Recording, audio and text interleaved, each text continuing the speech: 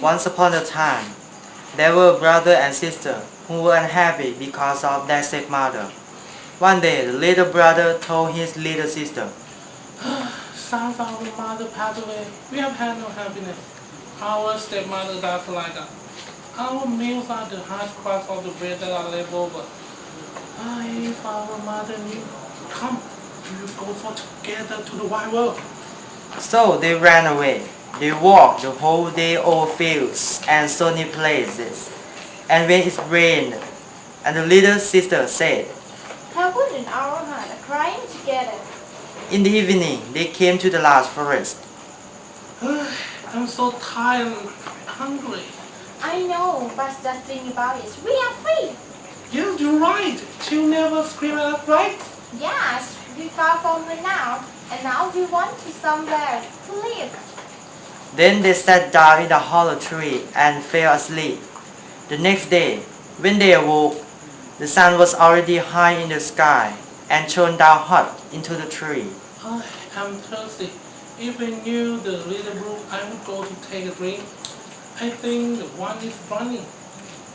Then they set off to find the brook, but they didn't know that the forest was enchanted, and that their weak stepmother was in reality a witch, and had seen how the two children had gone away, and had bewitched all the brooks in the forest. I spent a cast on this water. When you drink the water from me, a tiger will be. Hey, look! There's a little brook down there. The brother was going to drink out of it, but the sister heard how it said as it ran, Who drinks of me will be a tiger. Who drinks of me will be a tiger. No, dear brother. If you drink, you will be a tiger. Oh, it's not funny. I really hear what you say. But I don't hear anything. I just hear water. I'm here. Who will of you will be a tiger? I don't believe you. But the brother didn't drink, although he was so thirsty. Okay, I will wait for the next drink. So they continued their way. When they came to the next brook, the sister heard this also say, Who drinks of me will be a wolf. Who drinks of me will be a wolf. Stop, brother. If you drink, you will be a wolf and eat me up. I didn't hear anything. I just hear water. You're selfish. Oh, but it's not true. We each other. Okay. Wait, I will wait till the next spring, and whatever you say, I want to drink anymore. Okay. They moved on, even though they were hungry and thirsty. After a long walk, they came to the third brook, and sister heard the brook say, My water is cool. Who drinks of me will be a deer. Who drinks of me will be a deer. Water! Oh, stop, my dear. If you drink, you will be a deer. But the brother had knelt down at once by the brook, and had bent down and drank some of the water. As soon as the first drop touched his lip, he turned into the young deer. Oh, my poor little boy. I'm so sorry. I was selfish. Don't worry, I never will leave you. Then she untied the golden garter and put it around the deer's neck, and they walked deeper and deeper into the forest. After a long walk, they came to a little house. We'll stay here and live. Then she looked for leaves to make the soft bed for the deer, and every morning she went out to the gather roots and berry and nut for herself, and brought glass for the deer, who ate out of her hand, and was happy and played round about her. Time passed quietly in the forest, until one day the young king held a great hunt in the forest. The king saw the deer standing in the forest and said, Look over there. That young deer can be our supper for tonight. But they couldn't catch him, and when they thought that they surely had him. Away he ran through the bushes. He couldn't be seen. When it was dark, he ran into the cottage, knocked, and said that Sister, I'm home, let me in. the little sister opened the door. He jumped in and went to sleep. The next day, the deer again heard the noise and scream of the huntsman and said, Sister, let me out. But you come back again in the evening. Okay. When the king and huntsman again saw the young deer, they chased him, but he was too quick for them. Finally, in the evening, the huntsman surrounded him, and one of them won him a little in the foot. So he ran slowly, and the hunter followed him to the cottage and saw him knock at the door. Little sister, I'm home, let me in. The hunter saw that someone opened the door and then closed it. The huntsman went to the king and told him what he had seen and heard. Then the king said, Tomorrow we will go to hunting again. Meanwhile, the little sister watched him. Go to your bed and rest. Next morning, the deer felt so good that he decided to go out again. I want to go out, I can't stay here. Then we'll catch you. Oh, then I will be sad. Then the sister opened the door, and the deer, full of health and joy, went into the forest.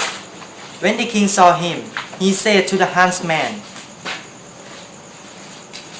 Now, just him all day, long till nightfall.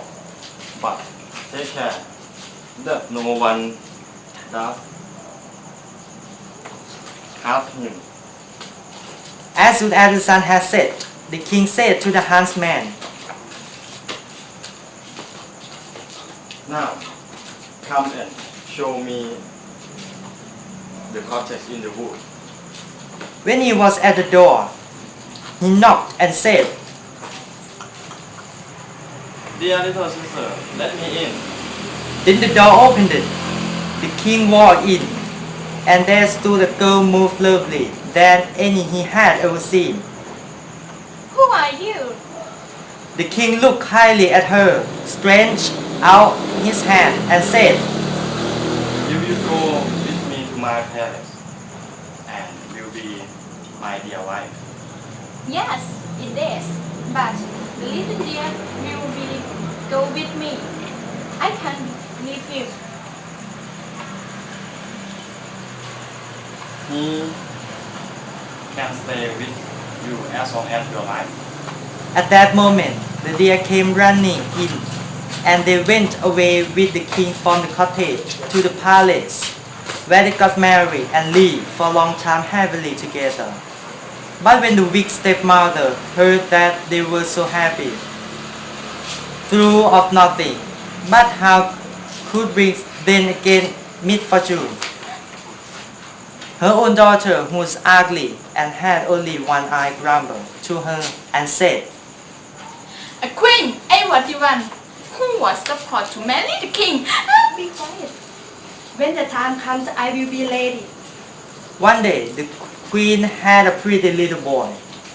That day the king was not in the palace because he had gone out hunting.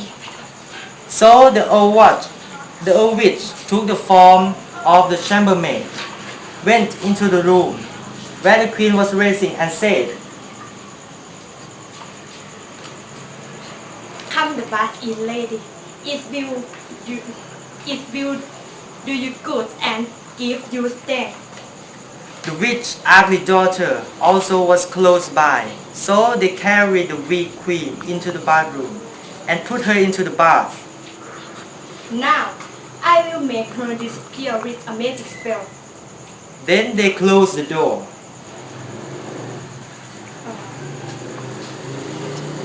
Dear daughter, quickly put this nightcap on your head and wear in the place of the queen.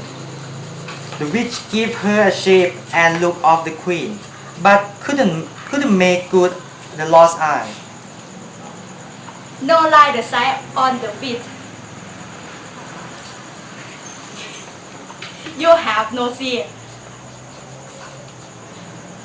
In the evening, when the king came home and heard that he had a son, he was very happy and went to see how her dear wife was.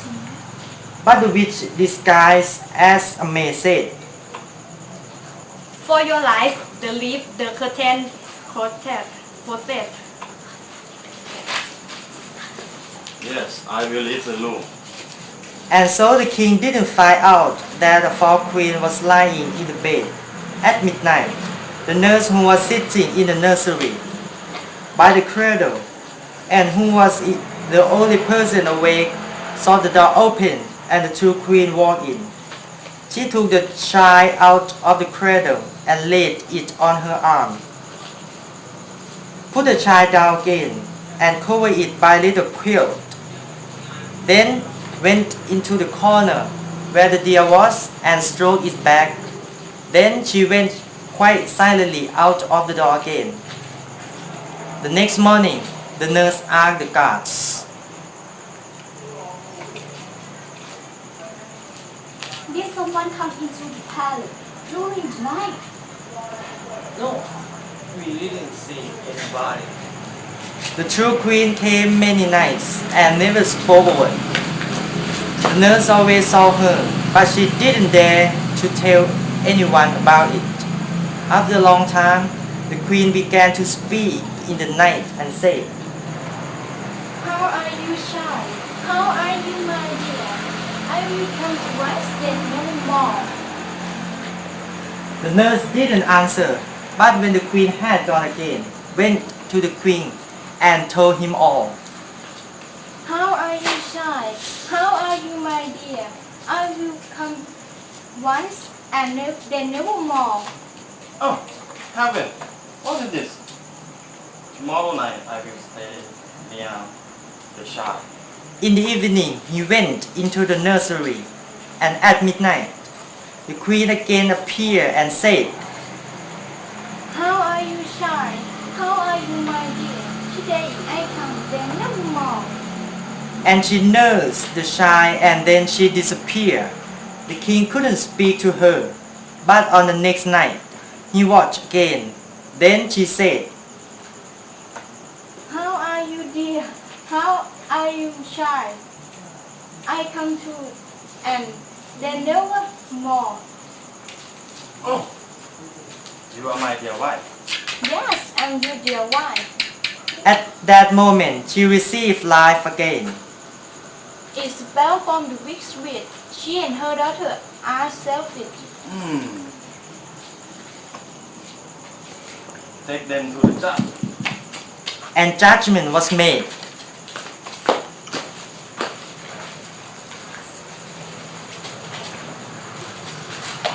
You, daughter of this evil witch, will be taken into the forest.